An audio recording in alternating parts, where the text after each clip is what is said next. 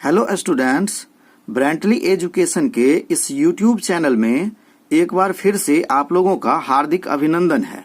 पिछले वीडियो में हम लोगों ने शेषफल प्रमेय को पढ़ा था। शेषफल प्रमेय के अनुसार जब किसी बहुपद px में किसी अन्य बहुपद x माइनस a से भाग दिया जाए, उसका शेषफल pa प्राप्त होगा, जहां x माइनस a की घात rx की घात से अधिक होगी, अर्थात rx की घात x माइनस a की घात से कम होगी।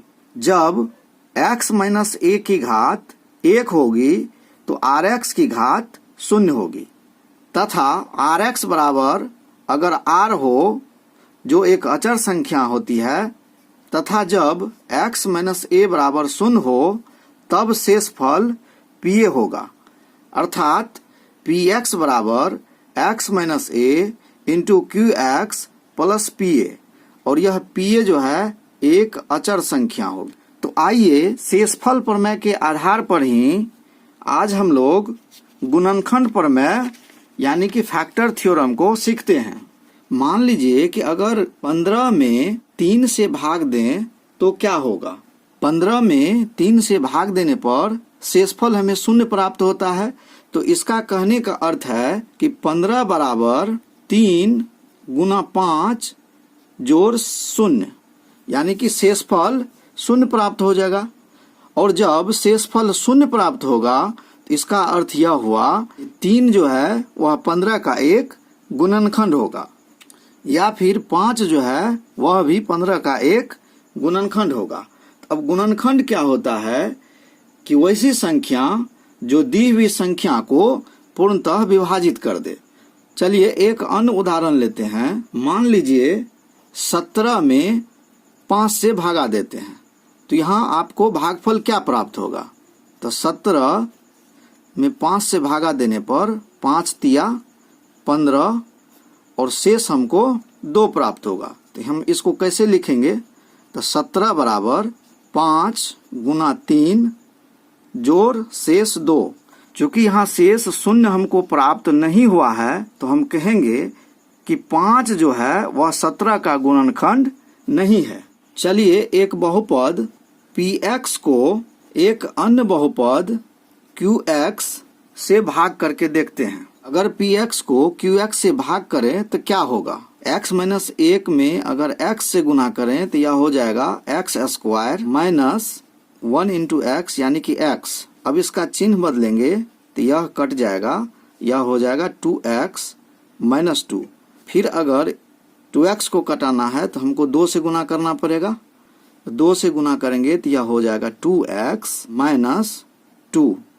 अब इसका चिन्ह बदलेंगे तो ये कट जाएगा, यह भी कट जाएगा, और शेषफल हमें 0 प्राप्त होगा। हम इसको कैसे लिखेंगे। लिख सकते हैं कि x square plus x minus 2 बराबर x minus 1 into x plus 2 plus 0। अर्थात यहाँ शेषफल अगर हमको 0 प्राप्त हो रहा है तो हम यह कहेंगे कि qx px का एक गुणनखंड है।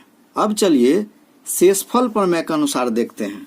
शेषफल प्रमेय से अगर इसको निकालें तो क्या होगा।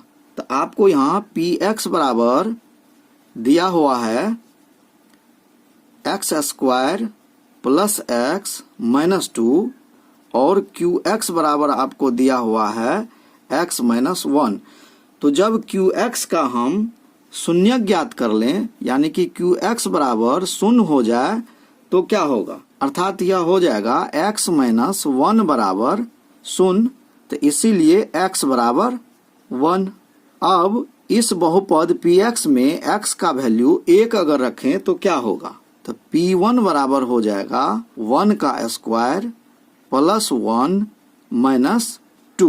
1 का स्क्वायर 1 प्लस 1 माइनस 2 बराबर 1 प्लस 1 2 माइनस 2, अर्थात 0। जब qx के शून्यक का मान px में रखेंगे, उसका मान 0 के बराबर हो जाए, तो हम यह कहेंगे कि qx px का एक गुणनखंड होता है। चलिए इसको आगे बढ़ाते हैं और सीखते हैं कि गुणनखंड प्रमेय क्या होता है।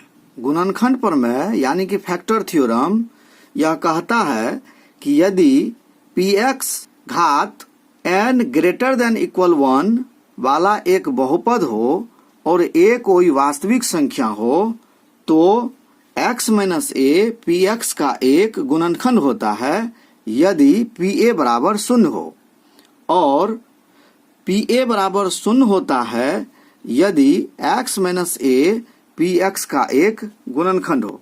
यहाँ दो बातें कही जा रही है कि जब x माइनस a px का अगर गुणनखंड होगा तो pa बराबर 0 होगा, और ठीक इसका उल्टा अगर pa बराबर 0 होता है तब हम कहेंगे कि x माइनस a px का एक गुणनखंड होगा।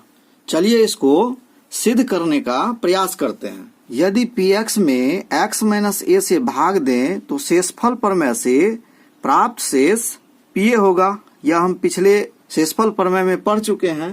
अतः px बराबर x minus a into g x plus pa। शेषफल प्रमेय के अनुसार यदि किसी बहुपद px में किसी अन्य बहुपद x माइनस a से भाग दें जहां gx बराबर भागफल है। अब यदि x माइनस a px का एक गुणनखंड है तो px को x माइनस a से भाग देने पर शेषफल 0 होना चाहिए, अतः pa बराबर 0 होगा। तो इस समीकरण में अगर pa बराबर 0 हो जाएगा तब x माइनस a px का एक गुणनखंड होगा। तो px बराबर x minus a into g x plus 0। px अगर x माइनस a का फैक्टर है तो शेष जो है वह 0 के बराबर हो जाएगा, अर्थात pa जो है वह 0 हो जाएगा। तो इसको कितना लिखेंगे तो यह हो जाएगा x minus a into g x. तो अतः x माइनस a px का एक गुणनखंड होगा, या दूसरी भाषा में कहें तो pa बराबर अगर 0 होता है यदि x माइनस a px का एक गुणनखंड हो, तो यहाँ pa जो है अगर 0 हो गया है तो इसका मतलब ही यह है कि px जो है वह x माइनस a का एक गुणनखंड है। तो उम्मीद करते हैं कि आप गुणनखंड प्रमेय को बहुत अच्छे तरीके से सीख चुके होंगे। तो आज के वीडियो में बस इतना ही। मिलते हैं फिर नेक्स्ट वीडियो में। पूरा वीडियो देखने के लिए आप लोगों का धन्यवाद।